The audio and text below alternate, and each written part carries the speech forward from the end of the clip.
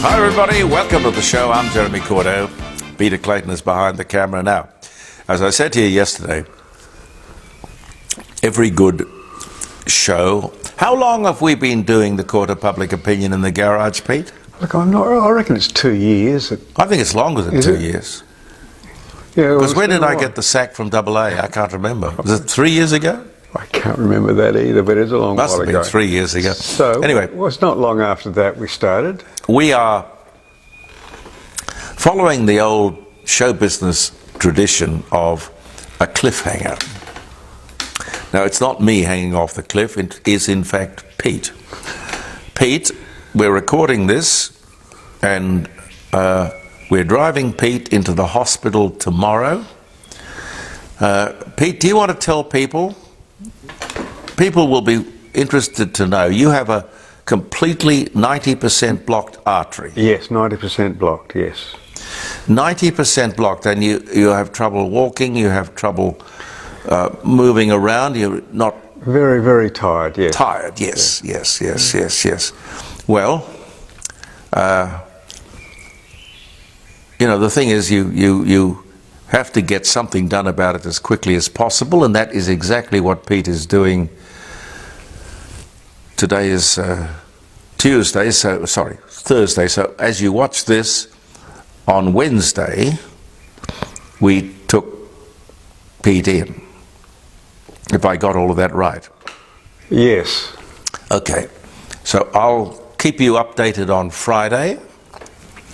But, you know, like the soap operas always leave you with a cliffhanger. It's one of those show business traditions. Now, I have no doubt that Pete is going to be back next year. But this will be the last of our Facebook postings for this year, because I'm taking a break and Pete is taking a break. I don't exactly know, because we haven't discussed exactly when we will come back in January. What do you reckon, Pete? Oh, I think the first Monday in January would be good, whatever that is. All right, well, the first Monday in January. Yeah. The Court of Public Opinion from the garage will be back, and I think we'll wrap up the jeremycordeaux.com from the dining room table. There's a bit of discussion as to whether we wrap it up this Friday or the following Friday. But it's that time of the year when programs go into hiatus. Unlike those programs on paid television or free-to-air television, we actually have a say in whether we come back or we don't. There is nothing like controlling your own destiny. This book that Harry and Meghan wrote, well, I don't actually know if they wrote it, but there was some suggestion by the author of that book that the royal family was speculating about whether or not Meghan's baby would be dark or white. And this was actually a controversy which I can't begin to get my mind around. I mean, that is so absolutely stupid. I'll tell you why. My eldest son, Christian, has lived in America for, many years. He has married a beautiful black American lady.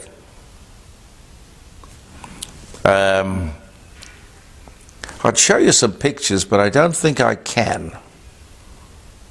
If I was more tech savvy, I'd probably be able to do it. But the family here, and indeed the family in America, were speculating when they had a beautiful little baby, little daughter, whether she would be black, dark, or white. Now, there is nothing wrong with that.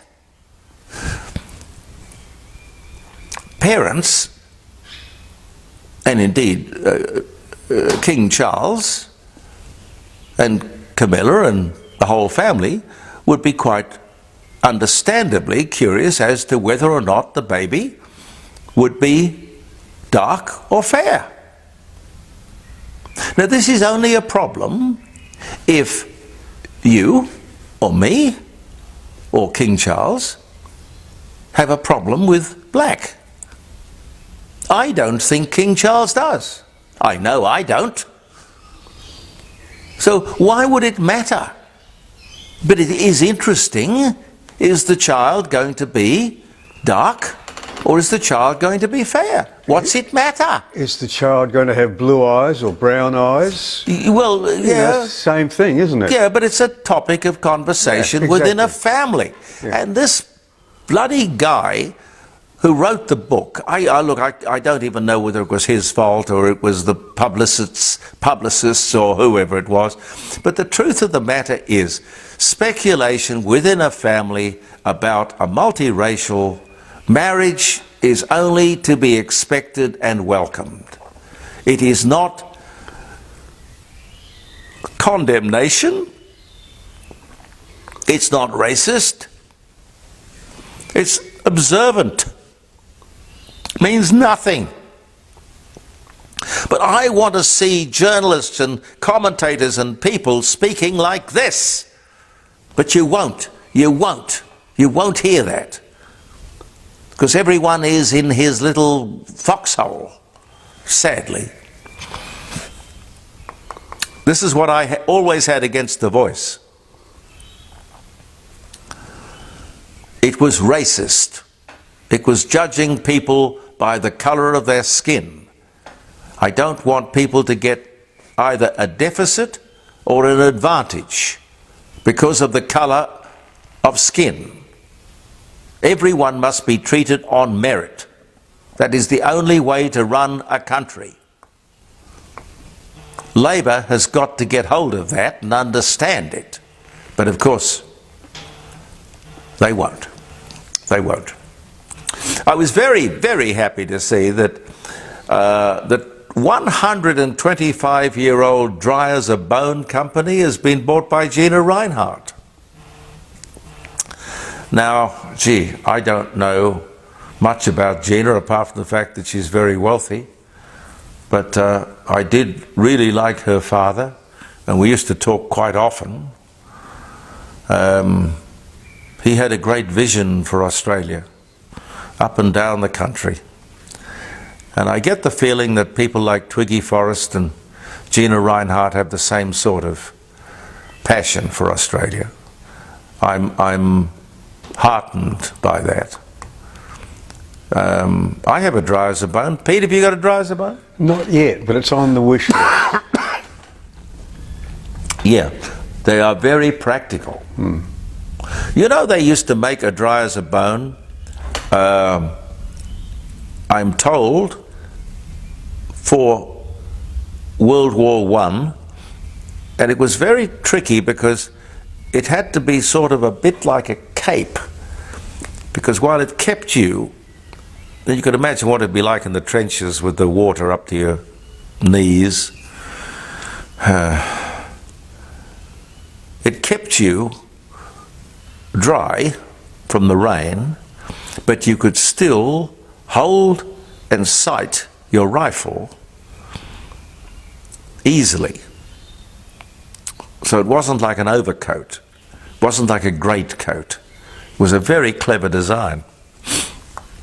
Don't know if anybody knows about that or copied it or anything else. Europe, by the way, is in a deep freeze. It's amazing, isn't it? But still these idiots tell us that this is the hottest year ever. Ever. Good God. I'd love to read you this.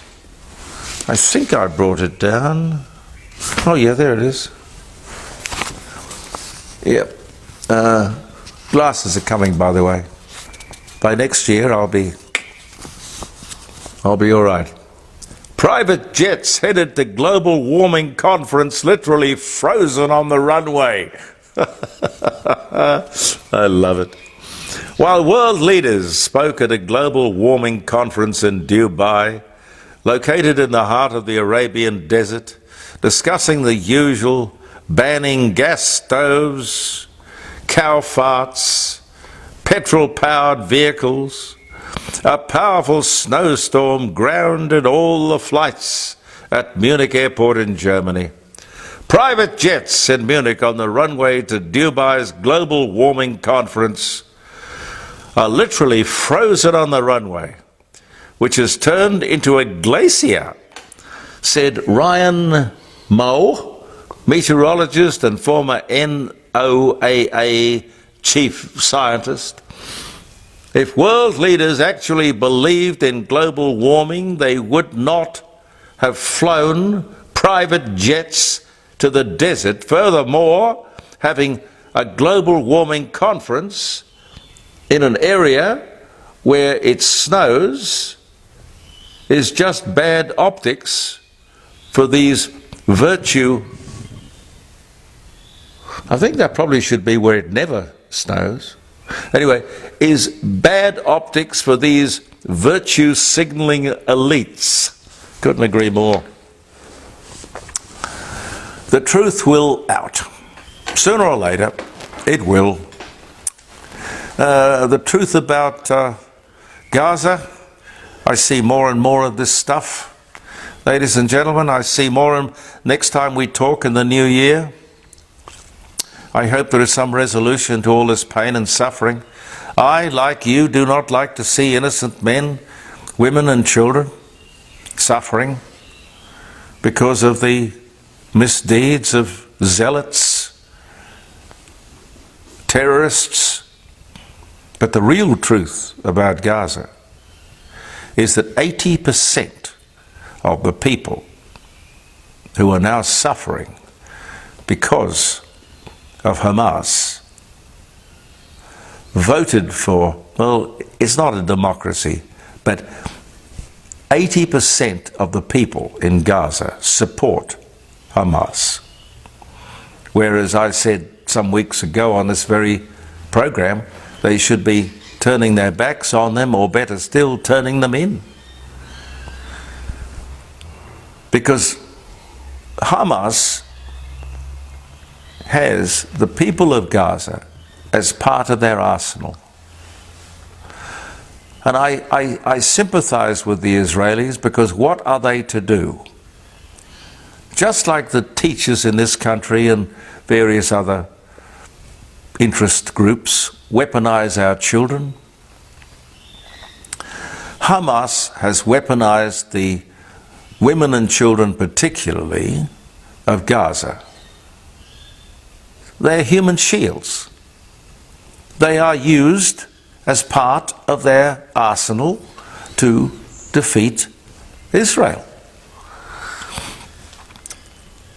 There needs to be a cleaning out of Hamas. By the time I get back in the new year and start talking to you about all of this again, God knows where this controversy will be. I hope it will be in a much better place. But you've got to sympathize with people who cannot live, as the Israelis have been doing, under the gun, or their great big dome that protects them from missiles that come in. That's no way to live. They shouldn't have to do that. It should be live and let live. There's no reason why Hamas can't, with the people of Gaza, just live in the Gaza Strip and just enjoy life or get on with life. You'd find it so much easier than confronting all of this pain and suffering. Violence begets violence. Shane Warne's kids have started the Shane Warne Foundation. A charity. Good. No? It's going to raise money in their father's memory to fight heart disease. Pete, you'd be for that? Oh, yes.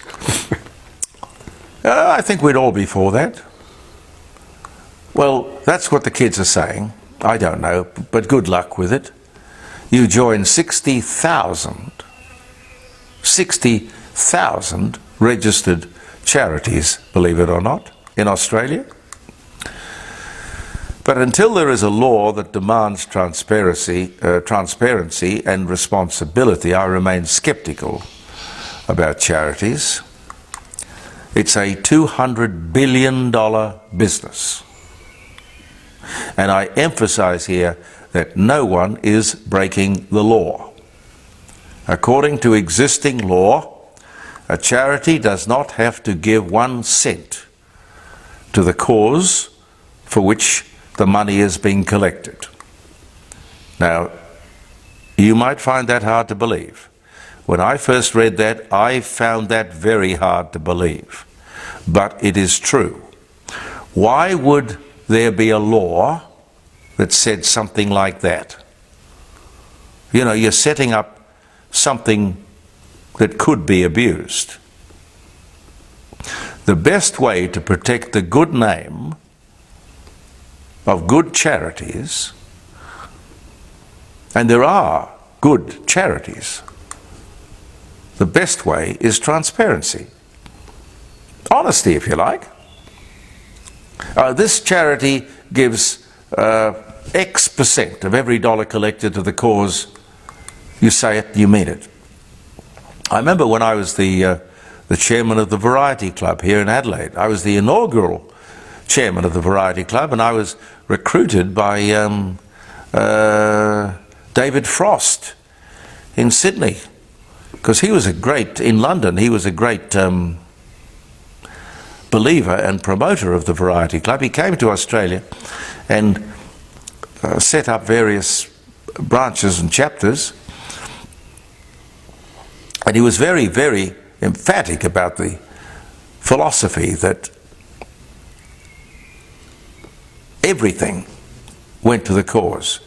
I think overheads or administration was 3 cents in the dollar, something like that. But that's okay, because everyone was a volunteer. It was no problem. We had no problem. And in fact, we were very proud, because every time we did something for the Variety Club back in the day, we pointed that out. And I'm sure it must have given people comfort and confidence. At the moment, administration, research, training, travel, promotions, public relations, entertainment, cars, can take up to 100 cents in every dollar donated. Now, this should not continue. It should not be allowed. But why no one in government, state or federal, Liberal or Labor, will do anything or say anything? I don't know. I got no idea. It's very strange. I'll tell you, the strongest charity brand. Pete, what do you think is the strongest charity brand in Australia? Well, I did get a bit of advance warning on this. Oh, I did. We were talking about it. RSPCA, yes. Yeah, we were talking about it. Because Pete's a great animal lover. The strongest charity brand in Australia is the RSPCA.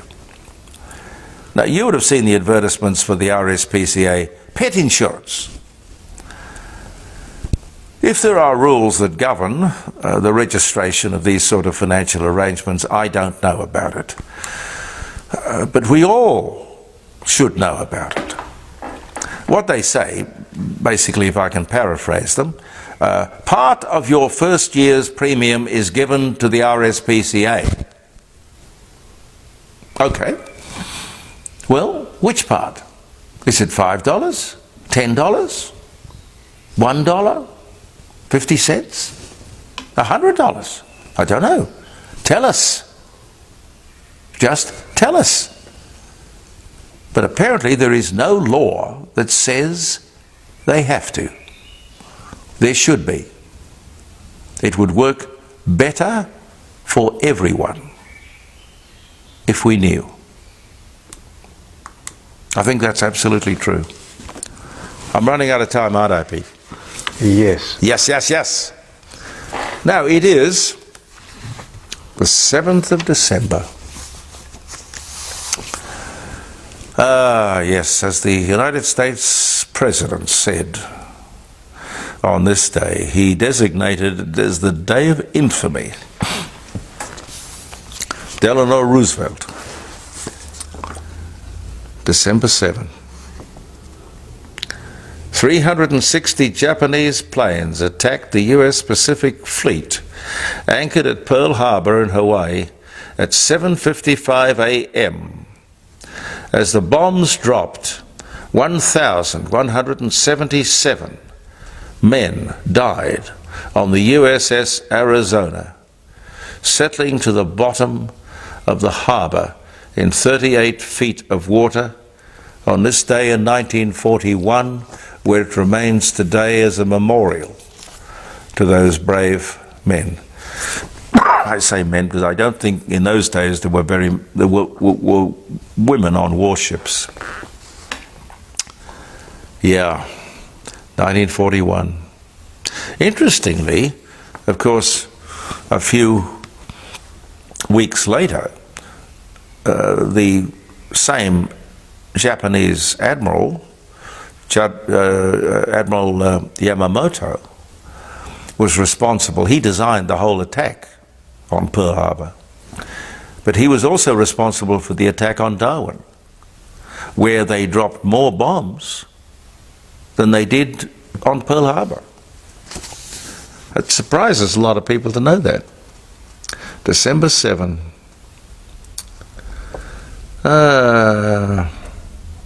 Victor Khayyam was born in Louisiana in 1926. I talked to him, Victor Khayyam. He always wore a red tie, and he wrote a few books about success, how to be successful. And he was the man, I think, Pete, you can correct me if I'm wrong, I think he bought the Remington shaver company because he liked the product so much he bought the company. That's right. I don't know that that's the correct way to go about it, but it worked for him, I'm quite sure. What else can I tell you? China abolished compulsory wearing of pigtails in 1911. Oh, golly. Bent Fabric was born. He was born in Denmark. Novelty instrumental hit, which was called Alley Cat in 1962. Do you remember that? Alley Cat? I remember Alley Cat. 1961, on this day, a Burley Gothic bra with contouring was 33 shillings and sixpence. Without the contouring, it was 27 shillings and sixpence. What does the contouring do, I wonder? It was worth a few. Maybe it enhances the shape, I don't know. Contouring. Well, look, hell, we all need a little contouring. Oh, I need it now. God help us. The Burley Why would you call a bra Gothic? I don't really know much about bras, but there you go. The Burley Gothic bra, 1961. Gee, that was a bit before the time when they started burning these things. That became quite fashionable. Jack Mercer died, he was 74, in hospital, New York City. Second longest serving voice of Popeye, the Sailor Man, 1984. Eli Wallach. Yeah, what a great actor. US movie star, born in Brooklyn, New York, on this day in 1915.